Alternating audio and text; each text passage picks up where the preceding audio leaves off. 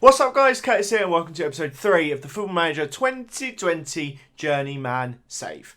We are about to kick into the the first cup game of the season ahead of the second league game of the season.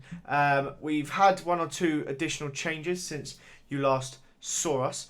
Casper Noor came in on a free, one for the future.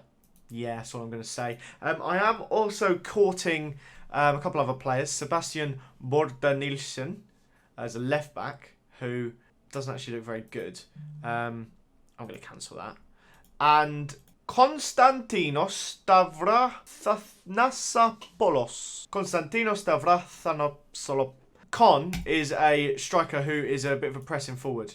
I had him on trial so I could see what he looked like. And he's, a bit of a pressing forward. But I'm courting one more player that declined my first contract offer. But when he lets me offer him another one, we're coming back in. I think he could be the key to our season.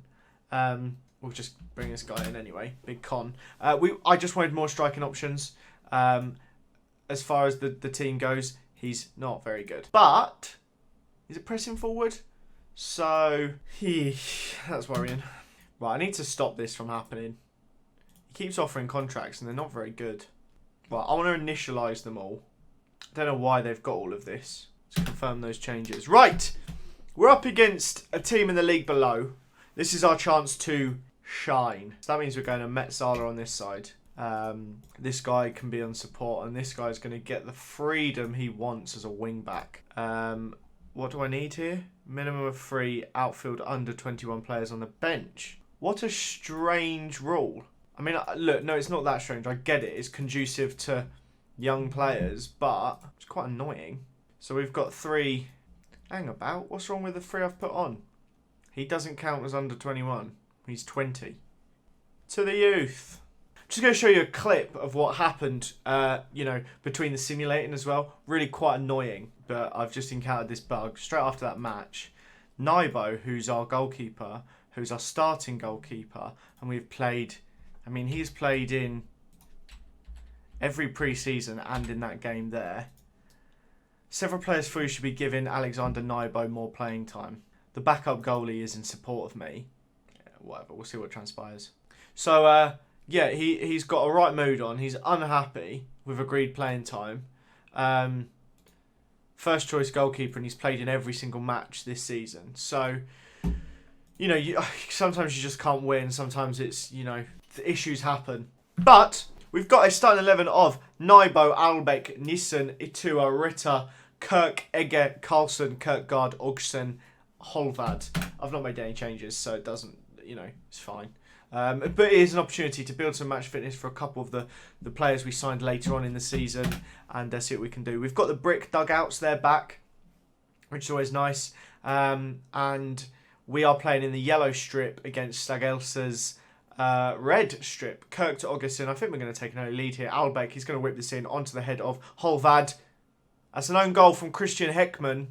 I don't know how that's happened, but I'll take it. So Kirk played it out wide to Albeck, who did some whippage onto the head of Holvad. He's tried to slide and he's popped it in his own net. Nice one, Christian. Thank you for your assist. Only 2 of their players have squad numbers. Number 1, the goalkeeper, Al Beltagi, and one of their centre-backs, number 6. So that's a free kick. He's been sent off after 13 minutes. I'm starting to think that this one might be a formality. Maybe an opportunity for the 3 under 21s I had to put on the bench to get some game time. I thought Augustin was going to bang that on the volley. I'm quite disappointed he didn't. I wasn't looking, and it's 2-0 to FC Fredericia. The manager takes his eyes off the ball because the other team's not very good. Kirkgaard picks the ball up here and he runs past number 20. Past number 6 like he wasn't even there. Calmly dispatches that one. Nice. Banged it. I guess this is a bunch of fake players, so I'm not too excited. Domination at half-time. Maybe, just maybe, we might be able to lead the team from this into some league form. I just told them to concentrate and they were all overwhelmed. I did that because they were all complacent at half-time. I know some of the shouts, there's a few that you can rely on, but I thought concentrate would work. But we will bring on some of the youngsters. Where do I want Rasmus Moller to play? I reckon I might give him a right wing berth in place of Augustin, who's picked up a knock anyway. And should we bring on the monk home? Bring the monk home, as the old saying says. Bring the monk home. I mean, we've just taken off 3 assists and a goal's worth of talent right there. But hopefully we can deal without him. I'm going to keep Kierkegaard on. Not Kierkegaard, Itua on. Even though he's one of the older ones, it's a good opportunity for him to build more match fitness. And when he's playing passes like that, I mean, wow. Moller to Kirk. Go on, Kirk. Whip this out wide. Albeck's going to whip it into Holvad again. No, not quite. It's not made it. Are they going to do us on the counter? The youngster's completely out of position here. Fisker. Not today. Not today. Kierkegaard. Carlson. Kirk. Go on, son. Where are you going with this one? Oh, away, apparently. Carlson, yeah, it's too easy. Right, one more final change to be made. Let's bring on the bus. Why not? Funny, innit? 90th minute now. We're just passing it around at the back. I would like to keep a clean sheet. And Holvad's nipped in. 6-0. I'm glad Holvad's got a goal. As our striker, he had gone 180 minutes without one. So it's nice, even if it was, you know, a use of his pressing. I'll take it. It's a good opportunity for him to get his goal. 68 possession. We've absolutely battered this team. We're going to move on now to our next game, if I have time to fit it in. And we'll see how we go. I've just got an achievement for a clean sheet. I've definitely got a clean sheet elsewhere. The team we're playing next won their first game 5-0. So let's see what happens. Right, guys, we're back. Again, probably about another 5 hours later than we started this episode. We're going to be a little bit quieter because it's now 11:30 and we're not absolute animals. But we are approaching the game against Skive IK. I'm sure it's not Skive, I'm sure it's Skive IK, something like that. I don't know. We don't really have any options. So without Augustin, we're not actually really very, very good. Like, this is our attack. There's nothing there. So we're going in with pretty much the same lineup as to what we've had at each point so far. We've got Nybo in goal. You know, the man who hates starting every game. Arbeck, Nissen, Itua, Ritter, Carlson, Egge, Kirk, Muller, Kierkegaard and Holvad. We've still got the... do you remember previously we needed a certain amount of young players in the cup game? They're still on the bench, so, you know, attention to detail, something you know I'm very passionate about. Well, the season has now officially started. Obviously, the previous episode it said it hadn't when we were playing that game, which was bizarre. But we are playing in the red, our preferred red strip. All red, head to toe. I'm a big fan, if I'm honest with you. Up against Skiva IK, who are in the yellow and blue strip, with some nice little stripes along the front as well. It's lovely. We've started off though with a chance that we've absolutely blazed wide. It wasn't really very good, but we've won the ball back now in the 8th minute.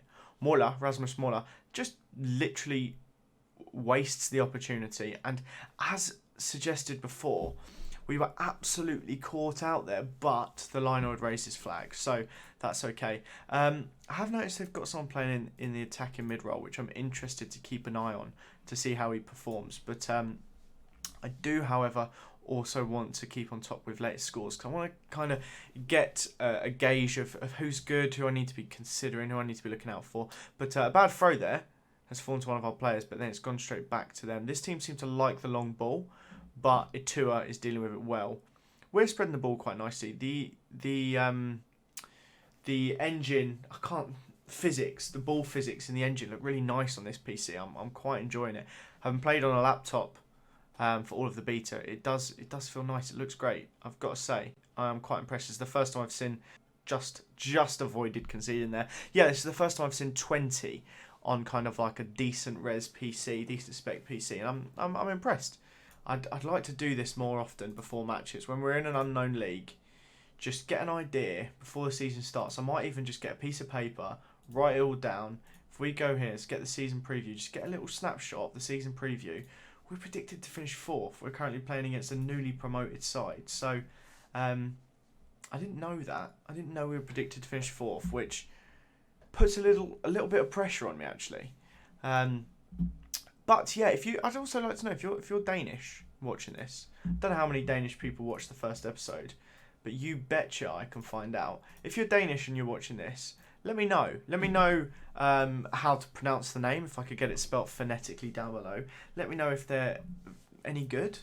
And just let me know a little bit more of the background and stuff like that, because, you know, I'll be completely honest with you. I know absolutely nothing about this side. I'll be honest, I'd never seen them before I saw the badge. I've just checked, and they are currently top of the league after 18 games. So I probably need to pull my finger out, don't I? Holvad's got 6, Enna's got 8 this season. Kirkgaard 5, Mukkeli 5. Spreading the goals round. Oh, they're down to 10 men as well. But yes, they're top of the league, so that's concerning. But currently in the league, Skive, they're 8th. So that's that, I guess. That's a little update. So I'm going to put the team on attacking. Now that they've lost a man, I'm going to ask the guys to be a little bit more attacking, a little bit more direct, try and take some of these chances here.